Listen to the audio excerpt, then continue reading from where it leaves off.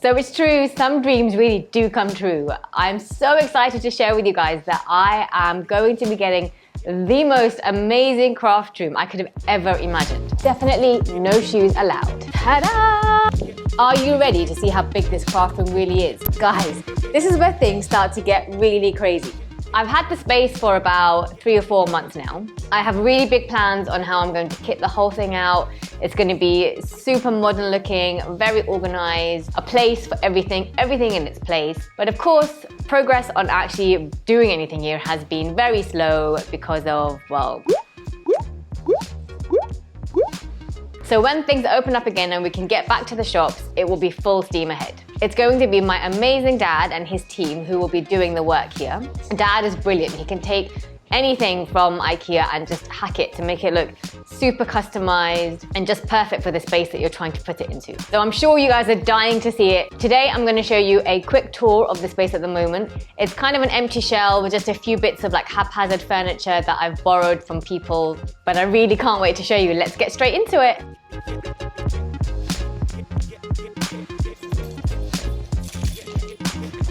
Definitely no shoes allowed. Okay, so let's get started with the tour.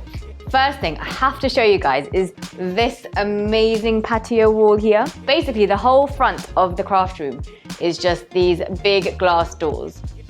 We bought these special privacy blinds to allow me to keep working in here because the room is quite near to like a very busy road, and you know, it's not great to always be wearing my hijab when I'm working in here. But as it turns out, they work great during the day, okay? You can't see anything from outside. But at night, not so good. You can actually see straight through. So we're going to need to change that. So this next area I'm showing you will hopefully give you an idea of what I want this entire craft room to look like when it's finished. Let me show you. Ta-da! So this is the area of the craft room that I currently call my Bliss Station. It is just so peaceful and beautiful. This beautiful armchair is on loan to me from my mum. I'm hoping that's going to become a permanent situation, but we'll need to see. And then we bought this coffee table. I absolutely love the kind of modern, simple, yet luxurious look. Gold, I'm pretty sure is going to be the accent color in the craft room. I'm thinking door handles, all that kind of thing. There is something super cool over on this side of the craft room I have to show you, which really just takes this room and makes it like unbelievable. Like, could it be any more perfect? Let's show you.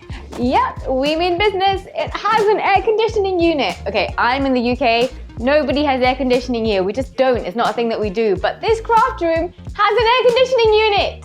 Okay, so this wall is not nearly as exciting as the air conditioning wall, but it is going to be exciting because this is where I plan to put all of the cupboards.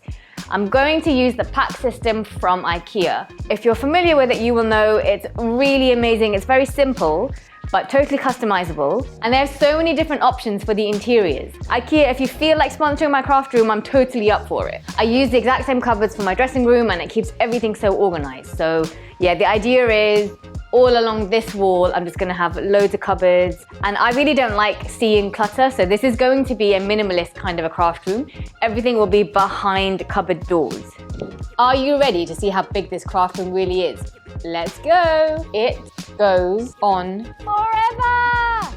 So I actually forgot to mention that in front of where I'm planning on having the cupboards, I also want to have like a kitchen island, but you know, repurposed for a craft room. Again, we'll use probably IKEA units, most likely from their kitchen department. I've seen some really nice stuff there and I really want it to have a pretty top, so I'm thinking marble, but you know, we'll see. Until all that happens, for now, this is my workspace. You might recognize this from some of my tutorial videos, and the cricket lives right here, pride of place in the center of the craft room.